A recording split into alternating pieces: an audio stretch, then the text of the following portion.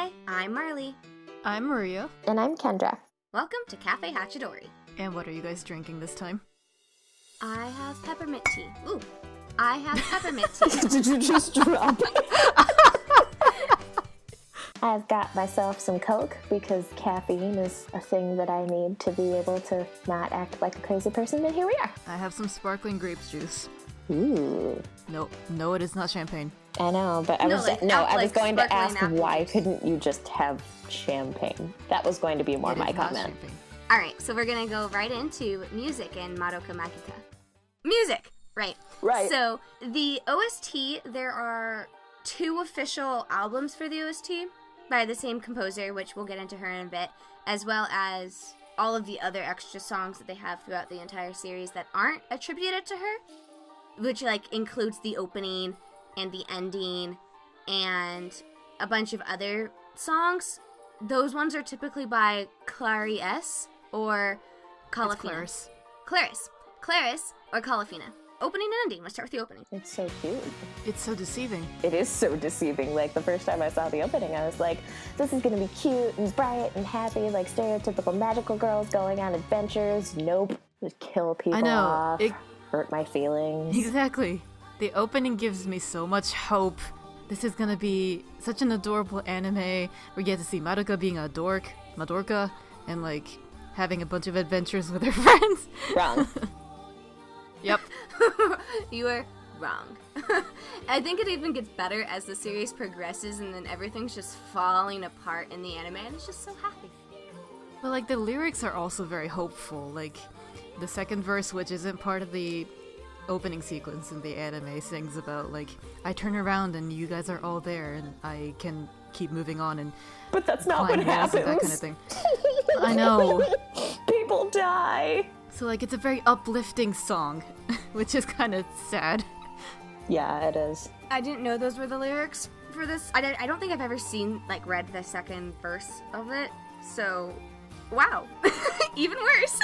Yeah. So the second verse, it goes, if I turn around, I have my teammates there, and I am, warmly surrounded. That's not the exact translation, but... Close enough. But she wasn't. Her teammates weren't there. They died. How horrible.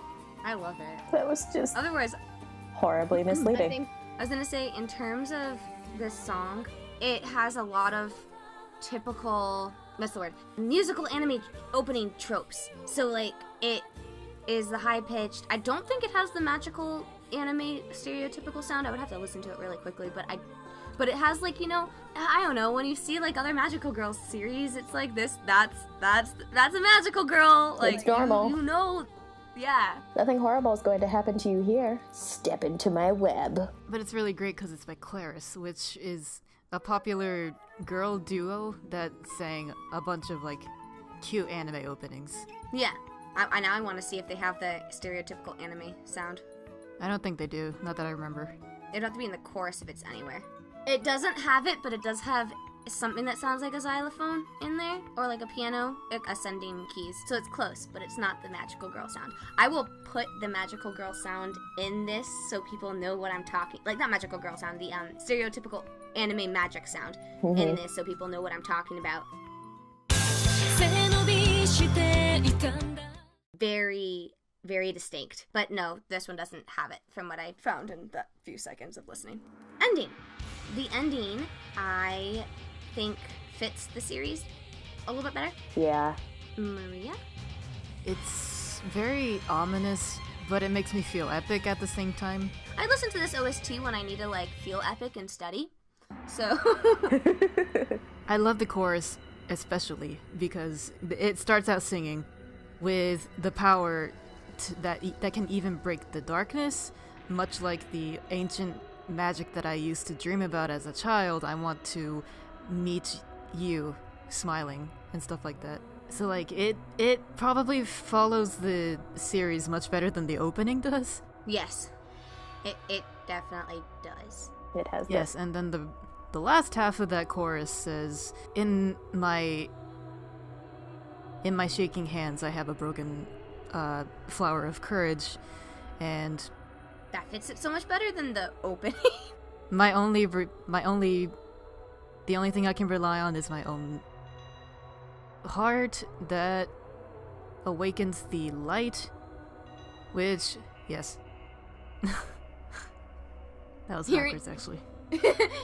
Hearing you translate it in real time is hilarious because it's just like, you're like, what is the English word that I want to use here? Yeah, that's exactly what's happening right now. Yeah, no, that's never something that, like, works for me at all, ever.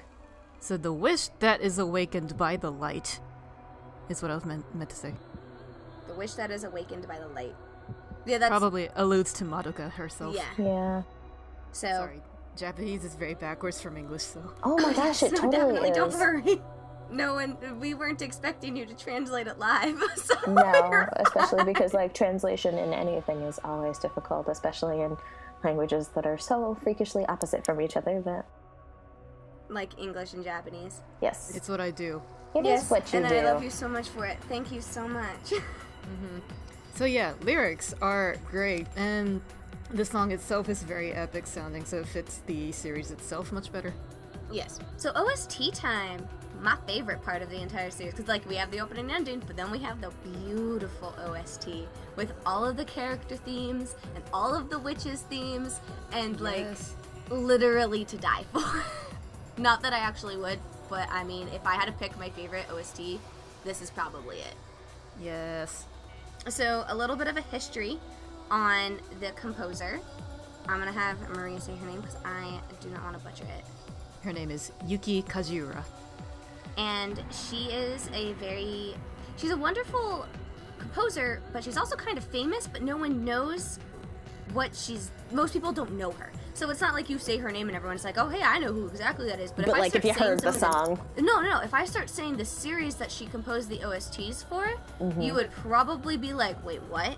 So yeah. I'm gonna go through a few of them real quick. As I'm getting that up, I want to talk that she is known for her genres of folk music, orchestral music, new age music, and other types of classical music like Baroque pop and electronica, which all come in this series.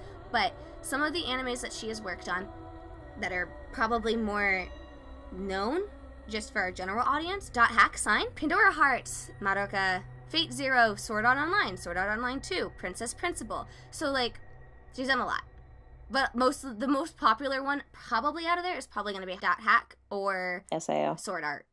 Yep. So she has all of these other series like under her belt, but this is probably the one that she's the most famous for, and that's because of all of these very distinct themes and distinct tones, and it's such a very folklorish sound for this entire thing. Music instrument-wise, she uses a lot of non-traditional instruments in this specific OST, and when there is singing, it's like I said, the one word that the vocalization, but that's not their word for it. They aren't singing the words, they're just singing sounds. I could have sworn they were singing Latin, but I might be wrong. They do. In some of the songs, they do sing Latin, yes. I'm pretty sure it's Latin, I don't think it's German, so. Yeah, I know for a fact it's not German, but... So yeah, I'm pretty sure it's Latin. Which is one of the reasons people got so confused when the runes came out, because they're like, what language is it in? And what Yuki Kajiura does really well is she takes a certain motif, a melody, and arranges it in so many different ways that it sounds like a new song, but it's still the same melody, so... It still has that similar feel to it every time. Yeah, I think that was really cool. It is cool. So all of the themes for the girls have, like, they have their own specific sound, right? But the way that she named them is also really cool. But, like, Sayaka has her title, which is Decretum, is, translates as the decree. And then we have, which makes sense because, she's technically the one that we find out all of the stuff about contracts with, and her music is very similar to that in that aspect. Like, it's direct, like the music follows the title, but the title also it references the character, not only with the music, but also with the title. Their entire character journey can also be there in the title. We have Kyoko's, which hers translates to hunting witches, hunt witches, and she is basically the biggest witch hunter in the group of them. Mommy, hers translates to earth-saving magic, which she is the mother figure, so mother, earth, She is the one that, like, introduces them to magic. She's basically the one that's most powerful of the magic girls. I was about to say badass. That's not what I wanted to say. It is badass. It's beautiful. Homura translates to girl in a dream, which is really interesting because... That's the title of the first episode. To the end... Well, yes, it's the title of the first episode. Until you get to the very end of the entire series, basically, you don't find out that, you know, that she did all this stuff, and so her song really makes so much more sense to her. And then Madoka is Arrow of Light. So the composer picked this song to sound like the character, to give you the impression of their character journey, and then also named them in a way that it references all of that. So I think that's really wonderful. In general, not a lot of songs do that, I don't think. I don't feel, at least, that happens in a lot of the OSTs that I've seen named, you know? Yeah, and it's nice to see that she is the composer and was so kind of involved within that character development. I haven't listened to that many OSTs for characters specifically, but scenes, yes. And I'm really impressed with the composer's choice in using Latin for these titles and lyrics, because if you're a Japanese speaker, Latin doesn't have to do with any part of that language, so I wonder what inspired her to, like, consider using this as part of the music. Yes, I remember reading somewhere, and I'm trying to find it right now, that she used Latin because it wasn't recognizable to the Japanese audience. So, because, like, German and English are recognizable in a lot of different animes for a lot of different things, you know? And the series does heavily rely on English and German, even though it's not anything's ever said in it. Like, the runes are based off of German and English alphabets, you know? So I feel like, remember reading somewhere, I might be wrong, that she used Latin, or they asked her to use Latin, or she did it in specifics because it was different. And it gave that kind of a feeling to it. Yeah, and she's also really well known for having her own language in her music. So it's not a real language, it's a made-up language that has nonsense, quote-unquote, lyrics. So they're not real words, they're meant to convey emotions. So it's like the way that you hear it and the way that you feel it is more important than what it's actually being said. So I think that also could be a reason that she chose Latin, is that when she wanted there to be words that made sense and actually had a dedicated meaning, then she used something that still had that same kind of romanticism to it that her fake language did, quote-unquote fake. Yeah, that makes a lot of sense. Mm-hmm. So, and that happens a lot throughout all of the songs in this series. So you are just like, I don't know if this is Latin, I don't know if this is, like, not Latin, but it all sounds great and it conveys what it's supposed to convey. And it's deeply well, like, just methodically planned out.